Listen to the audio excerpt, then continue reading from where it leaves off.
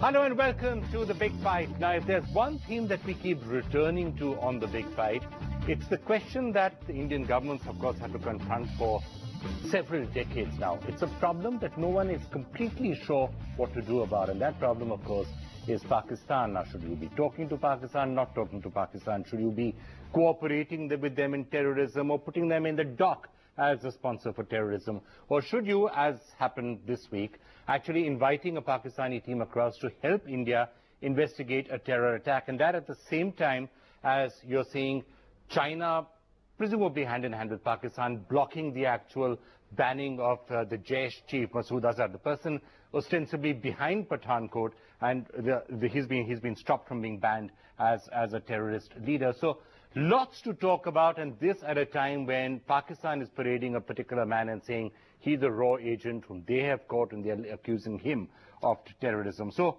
what do we make of all of this, and what's the right way forward? What should be done? What should not be done? Sambit Patra joining us from the BJP. We have Manish Shankaraya, senior Congress leader, whose views on how to deal with Pakistan are not always exactly the same as that of the rest of the Congress party, I have to say, but we're still going to get you to take the Congress view here. G. Parthasarthy, former High Commissioner to Pakistan, so knows what it is to deal with what I'm calling the Pakistan problem. RSN Singh is a former raw officer, strategic analyst, who might give us some insight as to Mr. Yadav is raw or not raw, because that's really what's been trending in Pakistan all week long. Dr. Brahma, Chellaney, of course, one of our top strategic thinkers, professor of strategic studies at the Center for Policy Research. And we're about to be joined just a short while from now from Islamabad by Vice Air Chief Marshal Shahzad Chaudhary, who's a strategic affairs expert. All right, let's just first, before we get to Kulbhushan Yadav and Pakistan's own accusations about India, let's just jump straight into what's actually happening with this Pathankot investigation. And let's just quickly take a couple of minutes to tell you the very latest in the developments there, because this is a fast-moving story.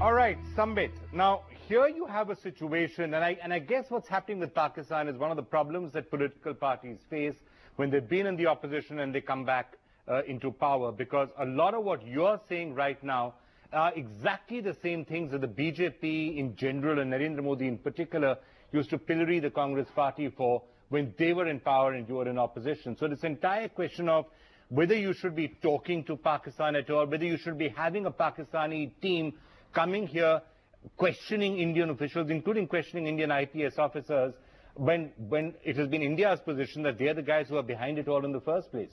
There are three broad principles. Number one, that well, yes, we want peace and we want dialogue to take place between India and Pakistan, and that's the reason as to why Mr. Modi, day one, when he was into his swearing-in ceremony, he had invited the Pakistani Premier Nawaz Sharif. Number two, talks and terror cannot move together. Number three, that it has to be bilateral. There can be no third interference as far as talk between India and Pakistan is concerned. And this government has consistently adhered to these three broad principles as far as India-Pakistan dialogue is concerned, India-Pakistan engagement is concerned. Okay, now coming to the specifics of your what would you say if somebody was to say, yeah, Sambit, so what would you say if somebody was to say, should any protocol be followed with people who have beheaded our soldiers? This is akin to rubbing salt on the wounds of the nation. India must give it back to the terrorists in the only way that they understand. Would you agree with a statement like that? No, in fact, we are giving back. The retaliation is at its best. If they, if in fact in the line of control they have fired, the retaliation has been, in fact, rightful. We have given more than what they had given us in retaliation. But As far as terrorism is concerned, as far as this particular question of whether a JIT should have been allowed into this country or not, and what changed between the Congress regime and our regime, because you began your question by saying that the same rhetorics have been followed by you. I would say no. Let's compare 2611 with Pathankot, because I think these are the two comparables which we have to look into. I'm giving you the 2611, Pakistan denied. Pakistan denied. Pakistan said that Pakistan no, still denying. Pakistan and China yesterday blocked the naming of Masood Azhar as a terrorist. This happened yesterday. Who's not in denial? China wouldn't have done that on its own if Pakistan hadn't asked for it. Of course Pakistan asked for it. And the reason I asked you that question is this particular statement. Our foreign minister went to Jaipur and served biryani for Pakistani guests, saying it is part of the protocol. Should any protocol be followed with people who have beheaded our soldiers? This is akin to rubbing salt on the wounds of the nation. This particular statement was actually made by Narendra Modi in Hyderabad in August 2013. So what has changed between 2013 and 2016? I mean, what are you calling as protocol? I'm calling a Pakistani JIT team sitting in Pathankot questioning an Indian police officer. That is what you are calling as protocol. No, I'm just simply questioning whether you're not inviting the same, somebody comes in and burglars your house and you're calling that person and saying, just will you come here and question the people who are working in my house and see whether they may have stolen it by mistake. I think that's the point I'm trying to make. I mean, look, after Pathankot, for the first time, Pakistan traveled from deniability, it has always been in a denial mode, to acceptability that, well, yes, perpetrators were from our side, let's investigate, let's punish those who are on our side. Let me complete thereafter you can cross question. Vikram, let me complete a few sentences. Let me take a few questions of yours. Thereafter you can cross-examine. The aim of Indian government is to see to it that the perpetrators of this dastardly act, what happened in Pathankot, are punished in Pakistan, because there's where they live.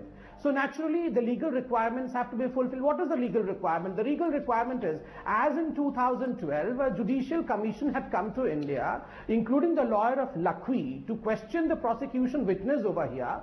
Similarly, there is a JIT which has come over here to India, not to investigate, remember, but to cooperate in the investigation. So the Indian government has extracted cooperation from Pakistan.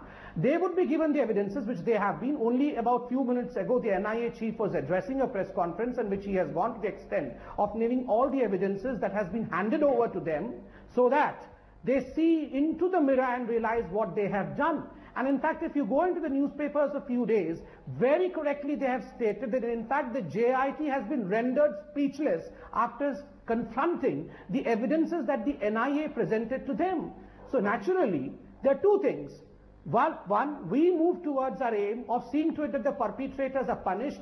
And if, as you all would be saying, that Pakistan never learns from its mistake, this is how Pakistan is, Pakistan will never punish despite collecting all the evidences, because that's what has happened in the past, then well, Vikram, we will call the bluff of Pakistan internationally. Look, we followed all the protocols, gave them the legal requirement, but this is what is Pakistan, and then what we do is our step. All right. Let me get everyone else's take on what you've just said, starting with you, Manish Shankar Iyer.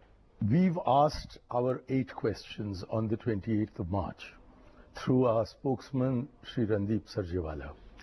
There has been no response, to the best of my knowledge, to those 8 questions. And so long as those 8 questions are not answered upfront and straightforwardly by the government, indeed by Prime Minister Narendra Modi himself, as demanded by our official spokesman, there will be cynicism on the Indian side, on the Congress side. However, I do think it is important for us to move at this stage beyond these polemics and go back to the origins of what has happened. And I would say the origins of the present visit of the JIT to India, the Pakistani JIT to India, lie in the agreement that was reached between Prime Minister Manmohan Singh and President Musharraf in Havana in September 2006, where the two agreed to put in place, and I quote, an India-Pakistan anti-terrorism institutional mechanism to identify and implement counter-terrorism initiatives and investigations.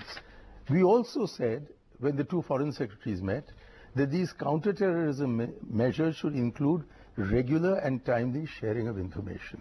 Now, after Bombay took place, the first thing that the Prime Minister of Pakistan did was to ring our Prime Minister and offer to send his Director General of the ISI. We accepted that.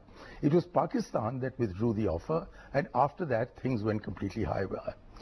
Now I think the situation has come where we need to recognize that a confrontational attitude towards these investigations is not going to lead to a successful prosecution. So you don't have a problem with the fact that an ISI officer actually did come to Pathankot? I personally have none. You personally have none. All right, Shehzad, Vice Air Chief Marshal Shehzad Chaudhry, let me just get your take, and I'm going to come to what Pakistan's been saying with regard to Mr. Yadav in a couple of minutes, but the fact that the JIT has come and is looking into Pathankot, and as I'm saying, it's happened at a time when we've just seen the blocking of the banning of Masood Azhar. In your view, is this a sincere intention by Pakistan to really try and find out what happened in Pathankot, and B, to actually punish whoever the perpetrator might have been? And if that perpetrator is Masood Azhar or somebody high up in the JEM, then Pakistan will follow it through all the way, unlike what has happened with Hafiz Saeed and his ilk earlier in the day. Well, you made a number of assumptions there and a number of conclusions there.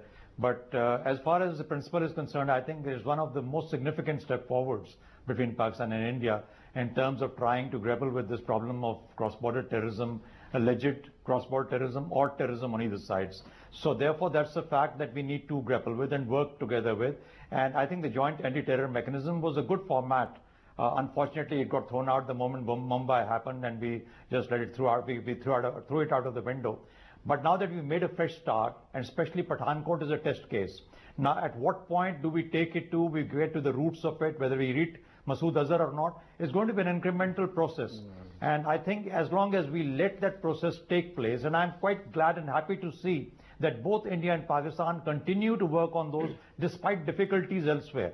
So I think that gives me hope in the sense that if we continue to realize the fact that yes, we have a common threat and we need to grapple with it and we need to fight it together, I think the light at the end of the tunnel is there, very much there for us to be able to move towards the direction.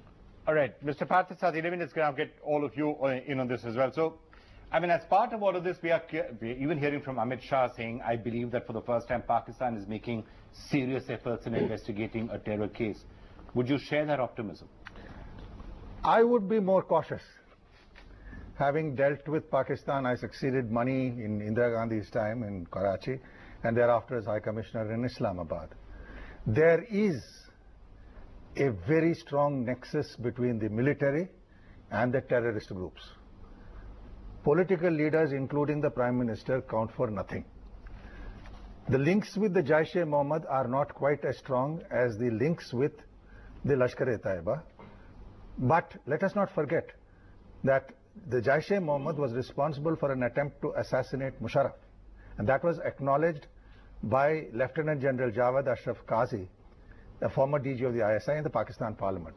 So the Jaish is very heavily protected by the military establishment. What I would say is the following.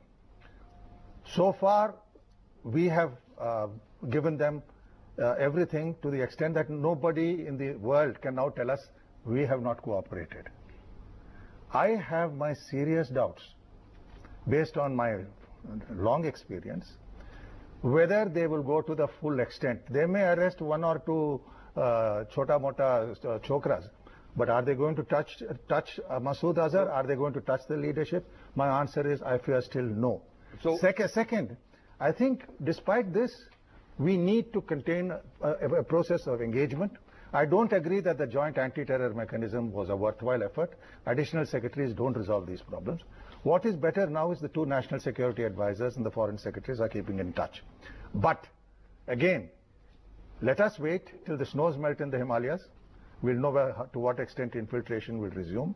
They will play it cool and offer cooperation. But the real proof of the pudding is going to be in the eating. We can't be carrying this so long.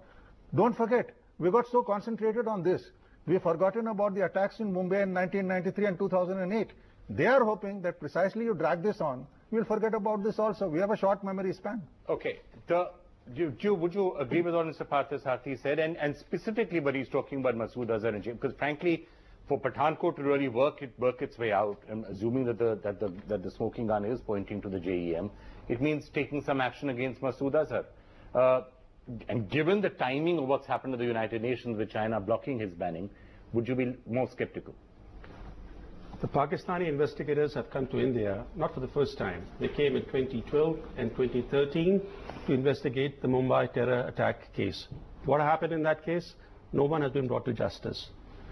Now, if anybody believes that the Pakistanis are going to bring anybody to justice in the Pathankot case, that person probably has been spending too much time reading about Alice in Wonderland.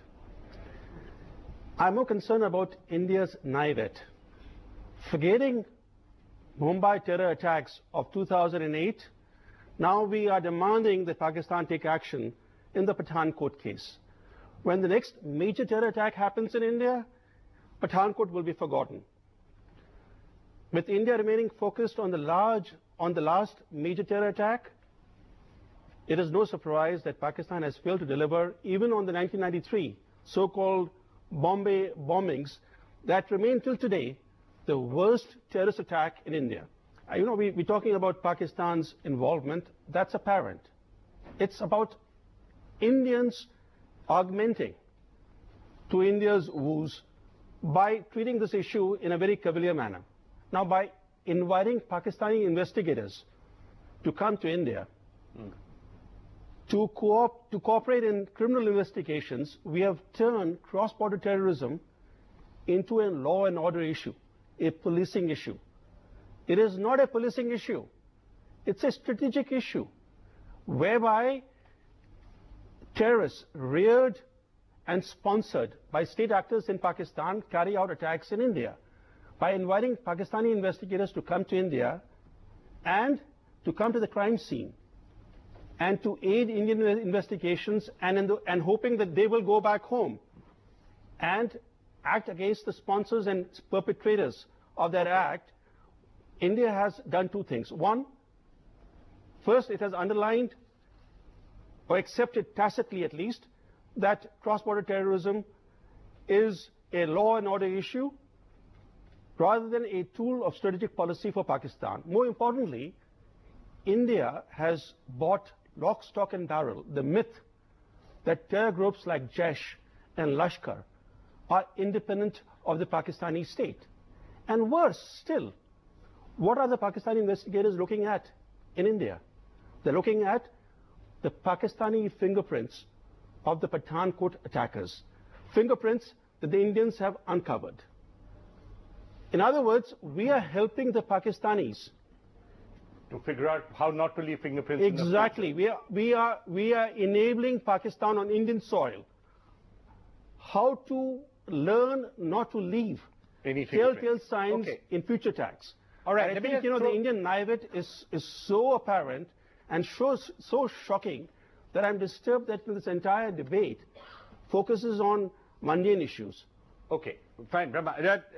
Sambit, let me just throw what Brahma just said to you, and also part of what the Congress Party's reaction and attack was that, in a sense, by allowing that the clear line of no distinction between state and non-state actors in Pakistan has been breathed suo motu by the BJP government in favor of the Pakistani army and the ISI. Would you agree? I mean, you heard what Brahma Chellaney had to say, and the fact that ISI members are there in the team, do you think this entire question of, oh, these are non-state actors and have nothing to do with the state, that particular line has now been endorsed, in a sense, by India? Now, I'll give you a distinction. With my limited knowledge, when the government says that, well, this is the distinction between state actors and the non-state actors, or the government doesn't do this, let me give you an example. Remember when the Pakistani army had in fact ambushed the Indian army and had beheaded the Indian army, thereafter, the defense minister of the country then, Mr. A.K. Antony, made a statement saying that some people wearing the army fatigue had attacked the Indian army and beheaded some of our Jawans. So that was when BJP objected, saying that this is a classic case where Indian state is saying that the non-state actors of the Pakistani were the ones who were involved in beheading the Indian army. Because you were saying that, well, there are some people who were dressed in army fatigues. Over here, in this case, in JIT case, look, remember, we all have to agree on one point, that there are two situations. Either there is a war or there is a proxy war. As far as India and Pakistan is concerned, that's not true we all know that's, that there is no war. That's an absurd assumption. It's a situation. And that's an absurd assumption. In a situation, we have to have strategic proxy takes, And in this particular case, when we have 2611 or we have Pathankot, the strategy of the country has to be, we have to get the terrorists punished. We have to expose Pakistan internationally as well. Okay. So when a JIT comes to this country, we first think that, well, Pakistan for the first time has accepted that, well, the perpetrators are from our place, has willfully said that we would cooperate. Let's see if it does not, we'll call the bluff. And the step thereafter, I would not be privy to the step that the government would take thereafter. All right, but I'm sure this is not a Majboot Sarkar. This is a Majboot Sarkar, and the step is going to be quite an effective step. I am a great. No, you, Samvit, Mr. Parthasarthy is smiling. I'm a great believer in carrying a big stick but doing it quietly. Okay, fine. Let me just get you in, and then I want to go back to Shehzad Chaudhary. Yeah. When this admission thing happened by Pakistan, that their soil had been used for Pathankot attack, I looked at it differently. In the sense that if you think that I thought that Pakistan has undergone a change of heart, no. If anybody thinks they will jettison the Kashmir agenda, no.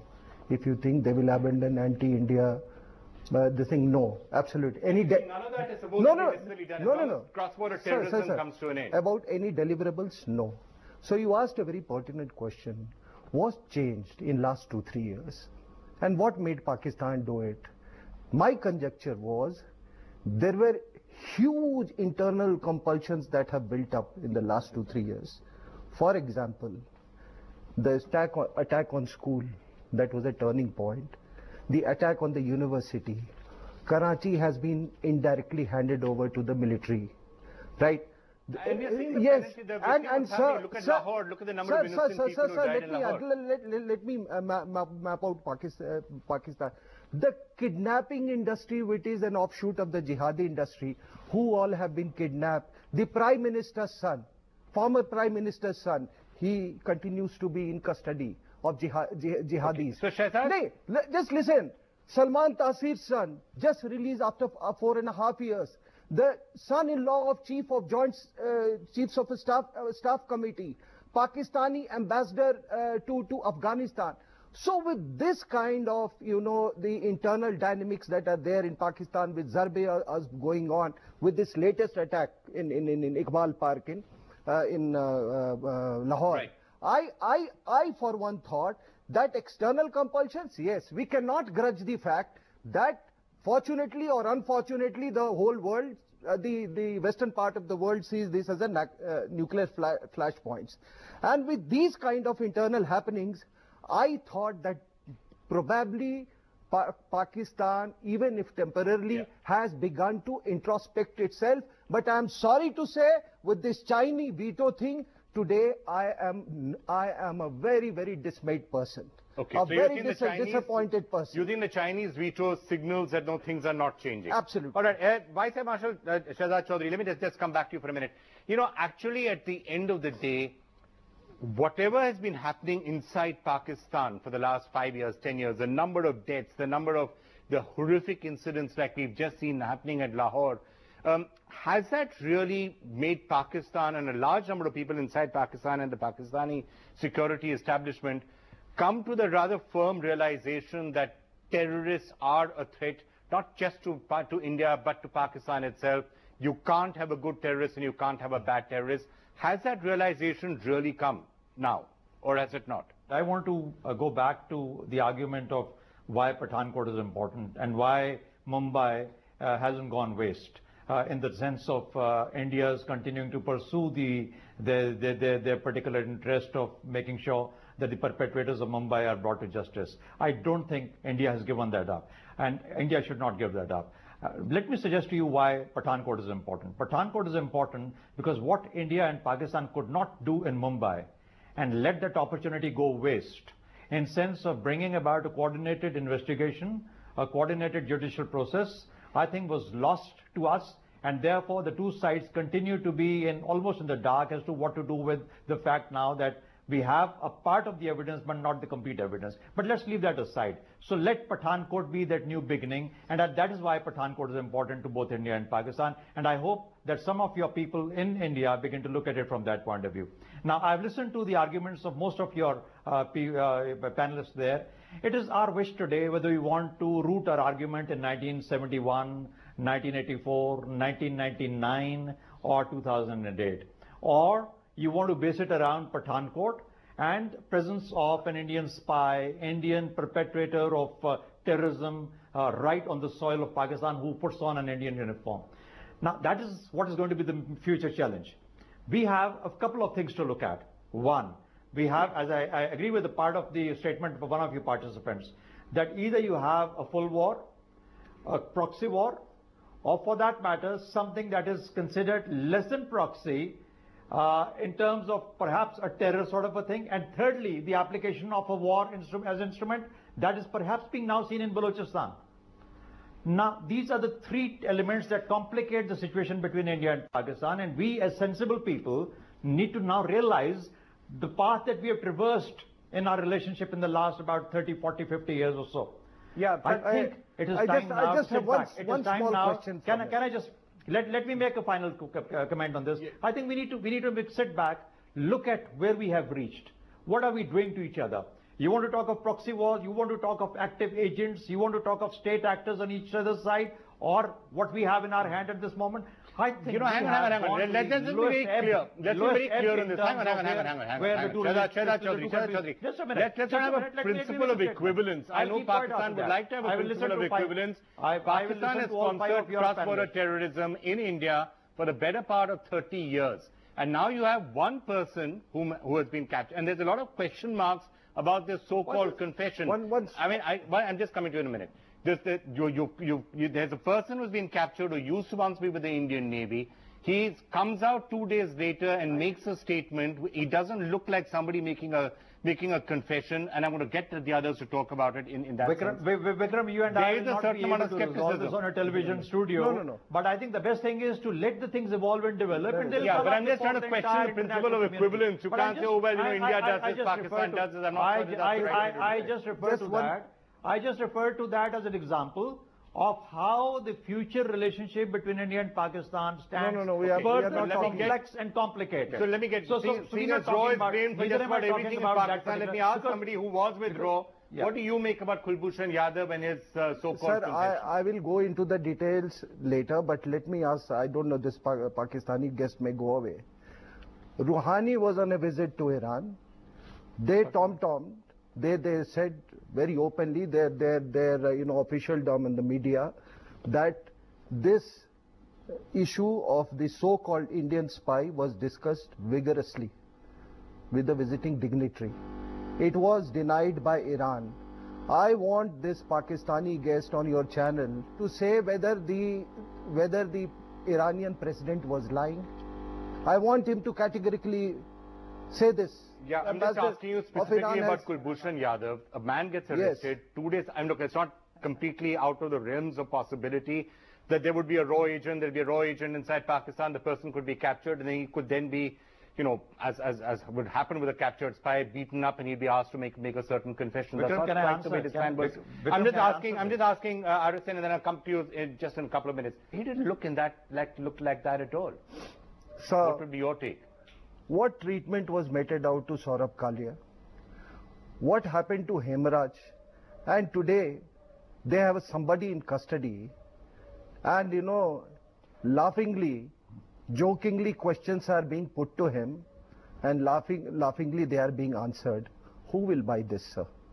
So you think the whole thing Secondly, sir, today I mean, when you try and, write a very, funny script, you tend to go wrong at some point. Today they have said, they have told the Iranians that there is another fellow by name of Rizwan.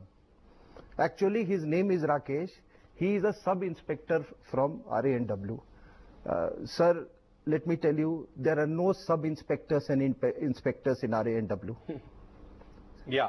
So the other point is, in this game of espionage, everybody knows that once you cultivate an asset, you always invariably disown him. No, so that's what they are saying. That no, we have owned up every innocent person, even crooks like Dawood Ibrahim. We say that he is our man. He belongs to our country. So where is the question of not owning up? India is not saying that he's not an Indian national. India says he's an Indian national. No, they never did in the case of in the Kargil war. No, but I'm saying they did not acknowledge the legitimate soldiers. India is saying that Kulbhushan Yadav is an Indian national. Yes, absolutely, because he's innocent. Okay. Shahzad Chaudhary, let me come back to you. So, President Rouhani, was he lying when he said there's no such thing as a... And secondly, a person who 2 days after being captured, somewhat laughingly making remarks like, raw handlers go towards activities which are criminal, which are anti-national, which can lead to maiming or killing of people within Pakistan. Somebody who says stuff like that without any signs of coercion, it makes you wonder whether this is a genuine spy or not. I too have had postings and appointments, not in the ISI, but as attaché abroad, and have been dealing with issues of this nature. And he knows it very well that when you send agents abroad, and agents of the kind of 007 Commander Kulbhushan Yadav, they've obviously first evolve an identity, and then obviously are feel confident enough 13 years down the line to be able to do what he did. Now that's something which is out there in the world, and it is not yet concluded. So let's wait for the time. Somebody into neither I nor him. India with a Pakistani passport saying here's who I am. Well, that's the problem with this. That's the problem with you. That's the problem with India. That's the problem with India. Pakistan has a smoking gun today. And therefore, that's going to be difficult to deal with. But let's forget it right there. Now, coming to the question that gentleman asked. Smoking gun isn't a smoking gun if it's a fake gun. Let it be a fake gun. Let it be a fake gun. Let it be a fake gun. What are you worried about? What are you worried if it's a fake gun? What are you worried about? Why are you taking so much? Why are my Indian colleagues so concerned about a fake gun? Why take up so much of air issue and airtime of your listeners on fake guns? Because you're making the equivalent, saying that... Let's leave it aside. You're making an equivalence between... You're saying that, oh yes, Pakistan may have sponsored terrorism in India. Doesn't matter, India sponsored terrorism in Pakistan. That's why this is an issue. Let me come to the question that he asked. The Prime Minister to the President talks, which was the summit level talks, so to say, at the bilateral level. I am not certain. It never came out in the report that whether this problem was discussed or not. But as you know, the Chief of Army Staff called on the President of Iran and discussed the issue and threadbare with him, and told him about how Iran's soil is being used for fermenting trouble in Balochistan. And that is where the truth and the lead of the entire story is. May I make a broader point? Brahma. The right of self-defense is a right enshrined in the UN Charter. The UN Charter describes it as an inherent right of every nation. Defending one's interests against a terrorism onslaught is a constitutional and moral obligation for any self-respecting country. Now ask yourself, has India imposed costs on Pakistan? For the 30 years of proxy war that Pakistan has waged against India, did India impose costs on Pakistan even for the bloody 2008 Mumbai terror attacks? If anybody can show any evidence that India has imposed costs on Pakistan, then I'm willing to rest my case. The fact is that Indian leaders have deterred, they have shied away from imposing costs, even though it's important to drive home the message to the other side. So the benefits of peaceful cooperation outweigh I think I'm hostilities. about to lose, Shehzad. We're about to lose. I think all he needs to do is to listen to the Ajit Doval tapes on how he intends or India must respond to Pakistan. And he will get the answer of whatever has gone on. How India will respond to Pakistan is a theoretical issue. Loss of life in Balochistan. Well, he's actually putting it into place. We have a smoking gun in our hands, for God's sake. We have lost people in Balochistan. We've lost people in Karachi. The Sapura goat incident, where innocent people were killed in a bus, Ismailis were killed in a bus, is the handiwork of RAW, as told to us. The US government has said repeatedly, 1 minute. Wait, hang on. I'm questioning smoking gun. You know how many we get you in some with quick reaction to what we've just heard. In fact, I was listening to the Pakistani guest when he was trying to shift the attention towards RAW, towards the spy, and in fact I was astonished that he was suggesting we should be watching Mr. Ajit Doval's tapes. I would say rather than watching anyone's tape, please watch someone's deeds. Watch the deeds of Pakistan. And the irony is, leave aside what Pakistan has been doing with India. No, please, sir, leave aside what Pakistan has been doing to India and the global arena. Please watch your own home. If I could just complete my argument, an unconventional war can only be fought with an unconventional war.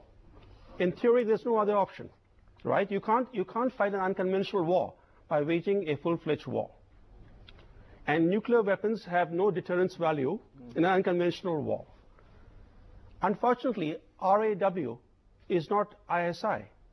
RAW is an increasingly weak and ineffectual institution.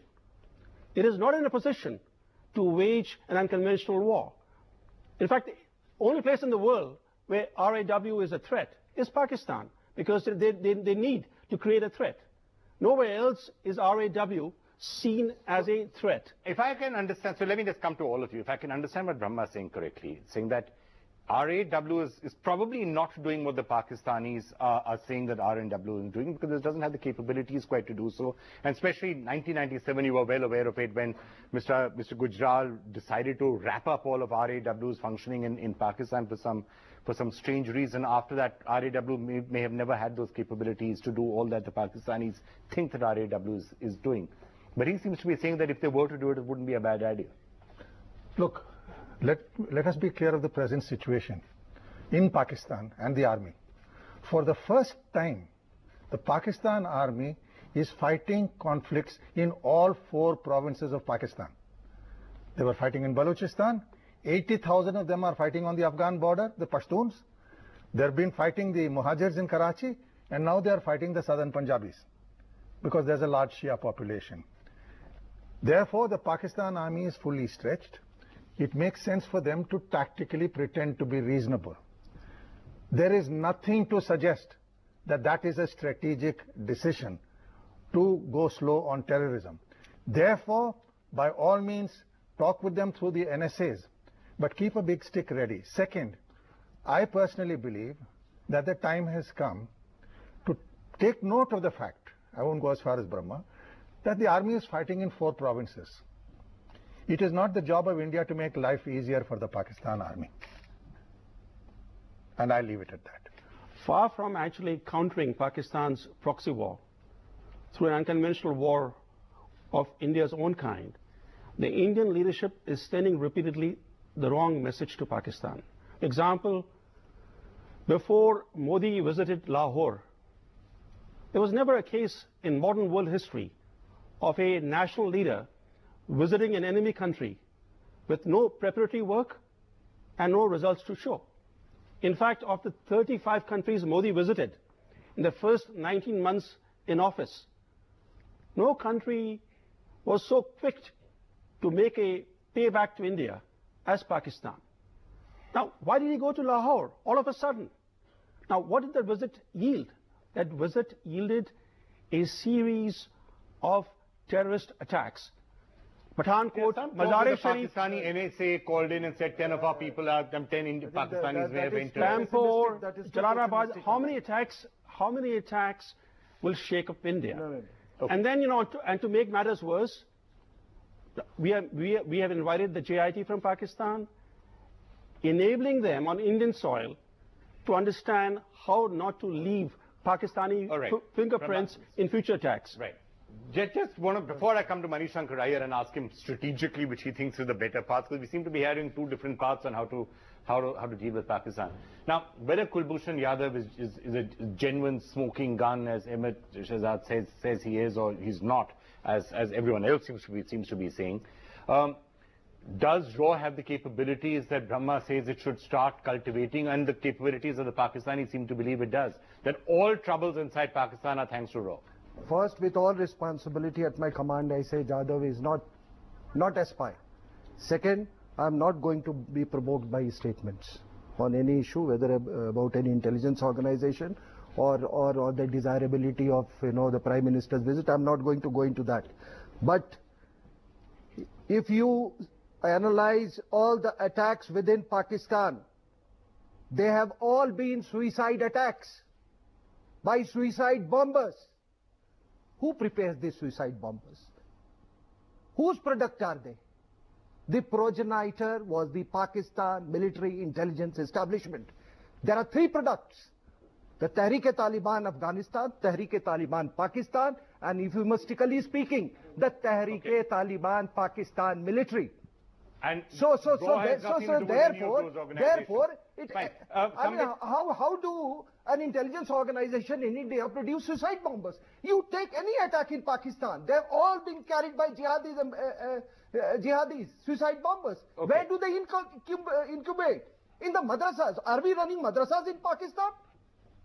I mean, what case is this? I can't understand. At the end of the day, 2-3 different ways of dealing with Pakistan have come up just on the cause of this program. You heard what Brahma said. Start imposing costs, and there are ways of imposing costs, and that's what we should be doing. He says, well, a lot of what's happening in Pakistan has not been done by RAW. And then there's what we started by saying, call Pakistan, we have to work together, let's try and jointly find ways forward. What is the sensible way of handling Pakistan? I have no desire to see my country as a mirror image of Pakistan. I do not believe that it would be appropriate for India to use the kind of mechanisms that Pakistan has been using, all of which have now been turned on Pakistan itself. Pakistan is at one and the same time the world's hub of terror, as also the world's biggest victim of terror. I don't want us in a confrontation with the Pakistanis where we pick up their tactics to become like Pakistan and to become the victims of our own people. I just want to say that I think this unidimensional view of Pakistan as being nothing but a terrorist state with no redeeming features is to create the kind of enemy you'd like to have. And Professor Chellaney calling them an enemy country is not a word that I would use. In my experience, there are millions of Pakistanis who desire a better relationship with India. There are elements in the Pakistani establishment, civilian as well as military, as well as in the intelligence, who would like to work out a via media with India. And I would much rather that our policies cater to these people than to have the narrow-minded view that they're doing this to us, they're going to do this to them. Now that, I think, is a child's play that is suitable for a school maidan. It is not the way in which mature countries deal with each other. I believe in diplomacy. I do believe in the possibility of arriving at a conclusion. And when I see how the US-USSR confrontation right through the Cold War, that is 4 or 5 decades, was conducted and contained by having a continuous dialogue between the two enemy states. When, on the basis of my being posted in Vietnam, I saw the manner in which there were continuous discussions, negotiations every Thursday between the North Vietnamese and the Americans, even when the Americans dropped more bombs on North Vietnam than both sides had dropped on Europe during the Second World War. It seems to me that while we obviously have to carry a big stick, I don't think that's a very a new suggestion coming from Parthasarthy. While we must have a big stick, and we do have it, the more important thing is to work towards creating trust where trust doesn't exist and availing of trust where trust does exist. And if we don't have a dialogue with Pakistan, we will continue in this confrontationist mode which can eventually only do us. Well, if Manishankar Iyer wants to remain an apologist for Pakistan, that's his choice. I don't think I can change. I don't think I can change his thinking. Object to that. I'm not in politics for Pakistan. Well, I'm in politics for India, and there's no reason to believe that your India is the real India. Well, you defend Pakistan in a way that few Pakistanis can do. That's your choice. This debate is not about Manishankar Iyer. This debate is about India's choices, and let's stick to that. If Pakistan wants a détente with status quoist India, can easily get it. India is not a revisionist power. India is for the status quo. India is not seeking to unravel Pakistan. Pakistan can easily get a détente with India. But peace with India is not something that the Pakistani military can afford.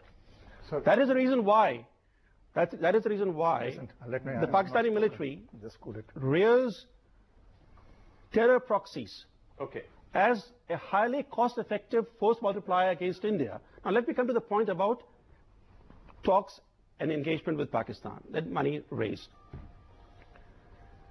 Other than the instrument of dialogue, India doesn't have any direct leverage over Pakistan. Therefore, the instrument of dialogue has to be used judiciously so as to help reform Pakistan's behavior. Now, if you're going to engage with them, hold talks with them, even when they are bleeding you, they have no incentive to reform themselves. In fact, if you have uninterrupted dialogue with Pakistan, as Pakistan wants, you actually embolden them to continue with their roguish conduct and to use talks as a cover to carry out attacks on India. All right, Brahma. Now let me get final thoughts quickly from both of you. We have time out of time. Listen, Mani has a point. It's a neighbor with nuclear weapons. You have to engage them and talk to them. There are small sections of society there which favor a better relationship with India. We need to cultivate them. We need to... a small segment of society. Relatively small when it comes to the Punjab heartland, yes. But that's not the case in Sindh, Balochistan, or in the frontier province. The fact of the matter is you need to engage them and get them to put pressure. But let us be very, very clear. Keep this, as I said, the NSA's talks on contacts on terrorism going. Engage them. But at the same time, we cannot take this much longer. We have to raise the costs for Pakistan. One, diplomatically, by hardcore diplomacy on what we are doing and what they are doing, and it is having some results. More importantly, there are other means we have, given the fact that the army is fighting its own people in 3 provinces. I think we can show some sympathy for those people that the army is fighting. Show some sympathy for the people whom the army is okay, that's diplomatically put, but not that dissimilar to what Mr. Chellaney was saying, I think. All right, let me get a quick final thought from you, then I want to get the audience in. You know, it's often said that war is not an option. I'm not talking of war in the sense of that war. But let me tell you, also cannot be the case that Pakistan can continue with the proxy war in the shadow of nuclear weapons. So when on the strategic table, everything is justified, offensive, defensive, covert, overt in dealing with soon that we have a solution or a specific answer to how do you deal with the problem of Pakistan. For that matter, the entire global community and the world community hasn't really been able to figure out how to deal with a lot of the issues that are coming out of Pakistan. We will continue to keep track of them as they play out. That's it on this episode of The Big Fight. We'll be back next week. Bye for now.